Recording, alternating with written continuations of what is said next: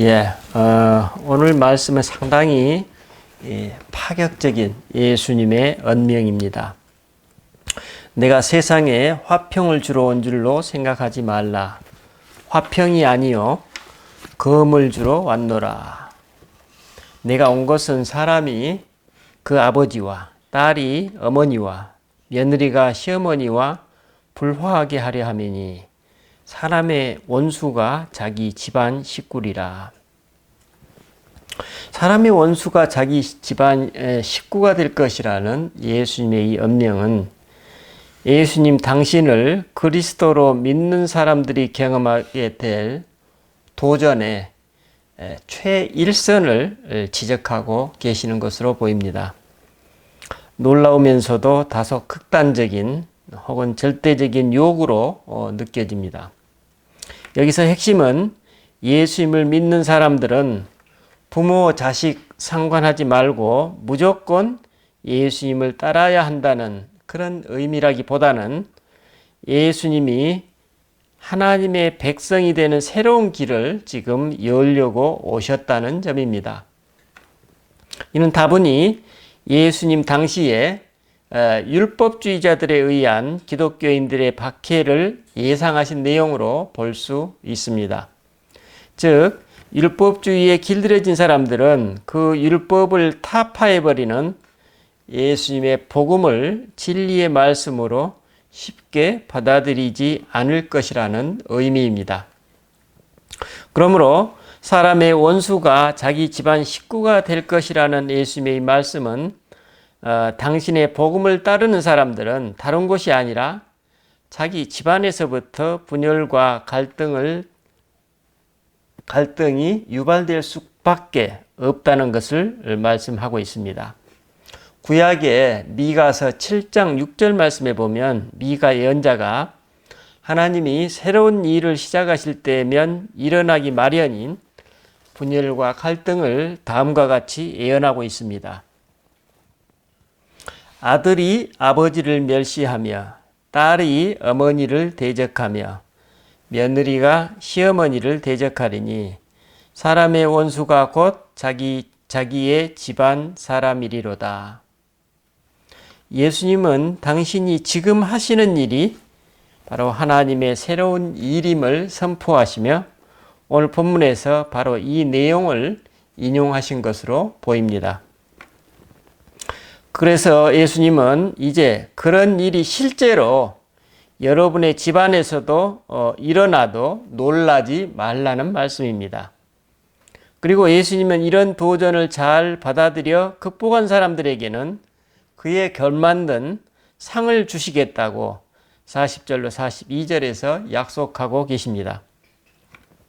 예수님 이후 박해의 시기에 제자들에게 있어서는 참으로 실제적이고 피부에 와닿는 말씀이었을 것입니다. 하지만 오늘 본문을 오늘 우리가 보았을 때 특별히 우리 한국 사람들의 맥락에서 보면 다소간 거리감이 느껴집니다. 오늘 우리 사회는 종교적 핍박이나 편견이 광범위하게 만연한 그런 갈등 사회는 아니기 때문입니다. 하지만 제가 이 영적 지도 사역을 수년간 해온 바에 따르면 현대 한국 기독교인들이 예수님 당시 이스라엘의 종교 문화적 환경과는 완전히 다른 상황임에도 오늘 본문 사람의 원수가 자기 집안 식구가 될 것이라는 이 말씀은 여전히 유효하고 의미심장한 말씀이 아닌가 생각합니다. 아니, 여전히 하다라기보다는 오히려 그때보다 더 유효한 말씀이 아닌가라는 느낌이 들 때가 많습니다. 제가 만나고 경험했던 수많은 사람들 중 그분들의 주된 기도의 이슈는 거의 대부분이 자기 가족 관계였습니다. 그 이유는 무엇보다도 한 개인의 근원적인 이슈는 일찍이 그 사람이 경험한 가족 관계 속에 감추어져 있기 때문에 이는 너무나도 당연하다고 말할 수 있습니다. 우리가 살아가는 내내 부딪히고 고통스럽고 가슴 아픈 상처는 실상 우리 자아의 문제이며 그 자아는 우리가 이 세상에 태어난 각자의 가정에서 부모와 나와 형제들과의 경험들이 우리 자아의 핵심으로 형성되어 왔습니다. 물론 제가 만났던 분들 중에는 이루 말할 수 없는 고통과 아픔 속에서도 부모와 할아버지, 할머니들의 헌신적인 도움과 사랑으로 건강하고 아름다운 삶으로 성숙을 이룬 분들이 헤아릴 수 없이 많았습니다. 아마 대부분이겠죠. 하지만 이와는 다르게 부모대 이전의 그 고통과 아픔이 고스란히 그대로 자식대에 대물림되는 사례도 매우 많았습니다. 우리가 특별히 가까운 식구들 간의 관계에서 오는 고통이나 상처는 다른 외부적인 관계에서의 그것들과는 완전히 다르기 때문에 그 뿌리가 상당히 깊고 동시에 그 양상이 매우 애매모호한 경우가 많습니다. 그만큼 부모 자식 관계나 부부 관계나 형제 자매 관계는 장기간에 걸쳐서 무의식의 영역에서 보이지 않게 누적되고 잠복되어 왔기 때문에 보통 집중해서는 그 실체를 파악하기가 매우 어렵습니다. 특별히 어린 시절 부모와 자식의 관계에서 또 자식의 입장에서는 어쩔 수 없이 받아들여야만 하는 일방적 관계이기 때문에 어린 아이의 입장에서는 어쩌면 그 관계가 움직일 수 없는 숙명과도 같다고 볼 수 있습니다. 그러므로 대부분 어린 시절 부모와의 관계에서 비롯된 고통이나 상처는 안타깝게도 그 당시의 어린 시절에 치유되거나 회복되기는 매우 어렵습니다. 그리고 무엇보다도 어린 아이에게 가해진 고통과 상처의 대부분은 훈육이라는 이름으로 포장되어 있고 때로는 교육이라는 명분으로 정당화되고 묵인되는 경우가 많습니다. 때로는 부모의 무지와 비윤리적인 삶으로 인해 그 자녀가 원인을 알 수 없는 고통으로 일평생을 지내는 경우도 있습니다. 또 때로는 어린 아이에 저항할 수 없는 그 취약성을 이용한 부모의 장기간에 걸친 요즘 말로 소위 가스라이팅의 희생자가 되어서 일평생을 저른발이 삶을 살아온 경우도 종종 발견하게 됩니다. 우리 모두는 이처럼 이미 조건지어진 불완전한 환경 속에서 어린 시절을 보냅니다. 다행히 성장하면서 어린 시절의 고통과 아픔을 잘 극복한 사람들이 있는 반면에 어린 시절에 알 수 없는 어떤 경험이 일평생 그 사람의 삶을 왜곡하거나 그 경험이 그 사람의 고통과 아픔의 짐이 되는 경우도 있습니다. 특별히 가족으로부터의 상처가 어떻습니까? 은밀하고 개인적인 혹은 치명적인 트라우마일 경우 그 내상은 참으로 깊고 오래가며 그 사람의 생애 내내 그 사람의 인품과 성품, 그의 삶의 질과 그 사람의 잠재력에 깊은 영향을 미치게 됩니다. 아니, 그 트라우마가 그의 존재와 그 사람의 삶의 핵심을 이루게 됩니다. 그래서 그 사람의 인생 여정은 그 트라우마의 부작용이 드러나고 발현되는 과정으로까지 점철되기도 합니다.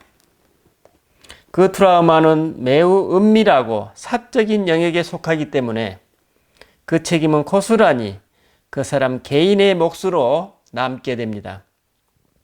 하지만 그가 받은 고통과 상처가 은밀하고 사적일수록 인간의 추악하고 나약한 속성에 따른 그 내상은 너무나도 깊고 치명적입니다. 하지만 이는 공적인 영역의 법률로도 규정할 수 없고 또 관습적인 영역의 사회윤리로도 처벌할 수 없고 오직 신앙의 영역에서 당사자의 처리에 맡겨지게 됩니다. 사실 가장 비윤리적이고 가장 고통과 상처를 준 어쩌면 가장 치명적인 죄가 이처럼 치외 법권의 영역에 속한다니 참으로 아이러니합니다. 왜 그럴까요? 아마 이는 인간이 만든 법으로 규정할 수 없고 인간이 만든 형벌로는 처벌할 수 없는 영역이기에 그렇지 않나 생각합니다. 피해자의 입장에서 볼 때 이는 너무나 주관적인 경험이고 그 피해의 정도나 객관성을 입증하기가 거의 불가능하기 때문일 것입니다. 반대로 가해자의 입장에서 볼 때 대부분은 가해 그 자체의 유무를 잘 모를 때가 있고 또 그 가해가 어떤 목적성이나 의도성이 없거나 심지어는 선의의 의도일 때도 있습니다. 혹은 자녀나 가족을 위해 헌신과 사랑이라는 이름으로 그런 일이 일어나기도 합니다.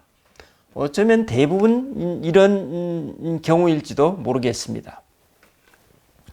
예를 들면 사랑과 친밀감보다는 교육적 훈육에 치중하는 어떤 엄격한 선생님의 자녀라면 그 아이는 일평생 외로움과 공허감에 시달려야 하는 고통을 겪는 경우가 있습니다. 그 외로움과 공허감은 그 아이가 살아가는 내내 삶의 질을 떨어뜨리고 행복감을 앗아가 버립니다. 물론 반대로 어떤 자녀의 경우에는 훗날 그런 부모에게 오히려 고마움을 갖는 경우도 또한 있습니다. 그런 부모가 아니었다면 자기는 아마 딴 길로 빗나갔을 것이라고 고백하는 경우도 있습니다. 이처럼 똑같은 부모의 행위라도 각자의 입장과 상황에 따라 각자의 반응이 다름을 알 수 있습니다. 이런 주관성 때문에 우리가 쉽게 판단할 수 없는 어려움이 있습니다. 그리고 무엇보다도 한 가정 안에서 일어나는 그 상처나 고통은 피해자에게도 가해자에게도 부지불식간에 은밀하게 이루어지기 때문에 또 어른과 어린아이라는 그 관계의 불평등성 혹은 남편과 아내라는 관계의 특수성 때문에 즉시 그 현장에서 드러나고 해결할 수 없다는 난점이 있습니다. 이처럼 가족 간의 문제를 사후적으로만 다룰 수밖에 없는 이유는 우리 모두가 인격적으로 미성숙한 상태이기 때문으로 볼 수 있습니다. 그렇다면 우리는 이런 문제를 어떻게 다루고 해결해 나갈 수 있을까요? 아마도 그것은 그 영역의 문제가 미성숙한 우리 인간이 분별하고 판단하기에는 너무나도 미묘하기 때문에 하나님과 그분의 처분 그리고 그분의 사랑 외에는 달리 해결책이 없는 것 같습니다. 그리고 무엇보다도 우리는 우리에게 주어진 인생을 유일회적으로 단 한 번 살아가기 때문에 이런 류의 문제를 불가피한 것으로 간주하기 때문이 아닌가 생각합니다. 어느 TV 드라마에서 서툴고 어설픈 아빠가 그 자녀에게 말했던 이런 대사가 나온다고 합니다. 이 아빠도 태어날 때부터 아빠가 아니자네. 아빠도 아빠가 처음인디 그러니까 우리 딸 쪼까 봐줘. 이런 대사가 있다고 합니다. 그렇습니다. 우리 모두는 엄마나 아빠로서의 삶을 연습이나 준비 없이 순간순간 처음 살아가고 있습니다. 또 형제 자매로서의 삶 또한 처음 살아가고 있습니다. 물론 취약한 어린 아이로서의 삶도 일생의 처음이자 마지막으로 경험해 보았습니다. 그래서 우리는 실상 삶의 순간순간 아이로서, 청소년으로서, 엄마와 아빠로서, 할아버지와 할머니로서의 역할을 일생에 처음 직면하면서 지금 살아가고 있습니다. 처음 가는 길은 당황스럽기도 하고 무섭고 두렵기도 합니다. 그래서 때로는 그 각각의 삶에 대해 어쩔 줄 몰라 하며 허둥대기도 하고 그 역할에 대해 전혀 준비가 되지 않아 그 역기능적 역할이나 삶을 또 당연한 것으로 착각하기도 합니다. 그렇다면 우리의 이런 한계 때문에 우리가 저지른 치명적인 오류나 잘못들이 정당화될 수 있을까요? 만약 이러한 우리의 지나온 삶을 바로잡을 수 있다면 그것이 어떻게 가능할까요? 바로 이 지점에 우리 삶의 신비와 우리 신앙의 위대성이 감추어져 있는 것 같습니다. 제가 지난주에 영성수련을 마치면서 그분들과 나눔의 시간을 가지다가 이런 얘기를 했습니다. 이번 수련의 6분 중 비교적 젊은 분들이 이례적으로 4분이나 되었습니다. 그래서 제가 이분들은 인생을 딴 곳에 허비하지 않고 이제 지름길로 가게 되어 얼마나 좋을까요? 라고 말했습니다. 제가 느끼기에 영성수련에 참여하는 분들이 좀 더 건강하고 좋을 때 일찍 오셨더라면 좋을 텐데 많은 분들이 거의 막다른 지점에 찾아오셔서 아쉬울 때가 있다고 제가 말했습니다.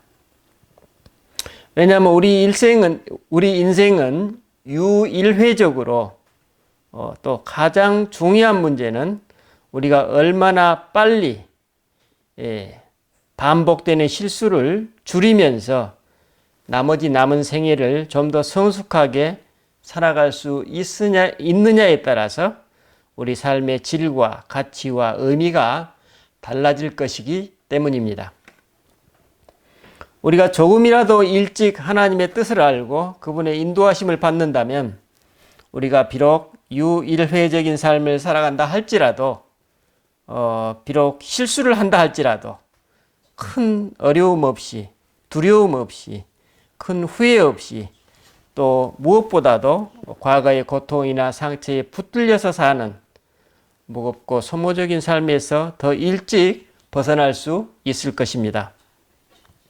그런데 문제는 과거의 상처나 고통의 기간이 너무나 오랜 기간 지속되어 소중한 유일회적 인생이 거의 소진되어 버렸다고 느낄 때입니다.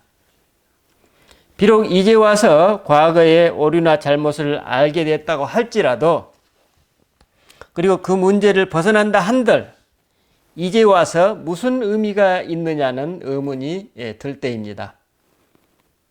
여러분 정말로 아무런 의미가 없을까요? 제가 비록 삶의 연한이 그리 길지는 않으나 우리 신앙인에게 너무 늦었다는 경우는 없습니다. 그리스도께서 우리와 함께 하시면 심지어 모든 상황이 완전히 끝난 후에도 그렇습니다. 오히려 가장 늦었다고 생각하는 그 순간이 하나님께는 가장 빠른 최선의 순간입니다. 하나님께는 그 순간이야말로 질적인 면에서 가장 진정성 있는 때이기 때문입니다. 가장 진정성 있는 그 때야말로 우리 삶에 있어 가장 거룩한 순간이기 때문입니다. 여러분, 들의 풀잎과 같이 가냘프고 허망한 우리 인생에서 조금 빠르고 조금 늦은 것이 뭐가 그리 큰 문제가 될까요? 여기서 중요한 것은 그 때가 언제가 됐든지 우리에게 주어진 삶의 의미와 가치를 얼마나 아름답게 꽃피울 수 있느냐가 중요한 것이 아니겠습니까? 우리가 그리스도와 함께 바로 이 순간을 붙잡을 수만 있다면 그때가 언제가 되든지 그때는 하나님의 때이고 가장 빠른 때입니다. 그때야말로 우리 인생에서 가장 소중한 것을 얻었으니 또 가장 행복한 때입니다.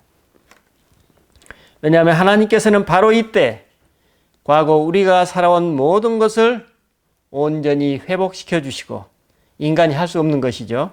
그 모든 것을 하나도 빠짐없이 의미 있고 가치 있게 만들어 주시기 때문입니다. 우리는 이때 먼저 된 자가 나중되고 나중된 자가 먼저 된다는 말의 의미를 알게 될 것입니다. 여러분, 가족은 사랑을 배워가고 그 사랑을 실천하는 일종의 훈련장이고 학교이지 모든 것이 잘 갖춰진 유토피아는 아닙니다. 부모라고 해서 모든 것을 바르게 온전히 살아야만 한다는 기대도 무리입니다. 자녀라고 해서 무조건 이해되고 책임이 없다는 생각 또한 문제가 있을 것입니다. 왜냐하면 우리 모두는 마치 첫걸음을 배우는 어린아이와 같이 우리에게 주어진 삶을 유일회적으로 살아가고 있기 때문입니다. 그래서 예수님은 오늘 본문 말씀 38절로 39절에서 자기 십자가를 지고 나를 따르지 않는 자도 내게 합당하지 아니하니라. 자기 목숨을 얻는 자는 잃을 것이요 나를 위하여 자기 목숨을 잃는 자는 얻으리라. 우리 앞에 놓여진 삶이 유일해적이기에 우리 모두는 사실 자기 책임하에 자기 십자가를 지고 살아가고 있고 또 그렇게 살아가야만 합니다. 예수님은 바로 그런 이유로 우리를 부르십니다. 그 십자가를 홀로 지기에는 너무 무겁고 버겁기 때문입니다. 그리고 그 십자가를 가볍게 질 수 있는 법을 이제 빠뜨리지 않으십니다. 살려고 하면 죽을 것이요 죽으려고 하면 살 것이다. 이게 무슨 말씀입니까? 너무 혼자만 살려고 하지 말고 함께 사랑하라는 말씀입니다. 지금 지고 있는 십자가를 사랑하라는 말씀입니다. 여러분, 사랑은 그냥 하는 것이 아니라 생명을 내놓고 하는 것이라는 말씀입니다.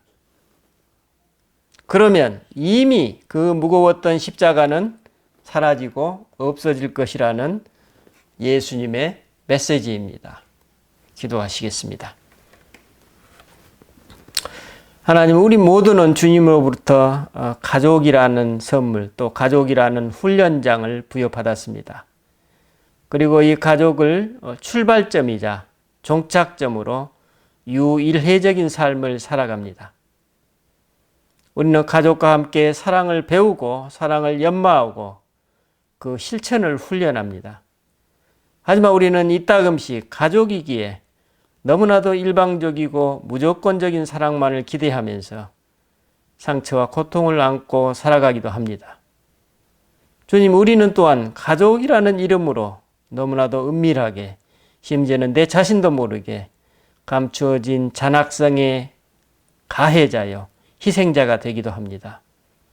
주님, 우리가 그리스도의 사랑에 도전하게 하셔서 우리의 가정을 내가 배우고 실천하는 사랑의 도장으로 삼게 하옵소서. 감사드리고 우리 주 예수 그리스도 이름으로 기도드립니다. 아멘.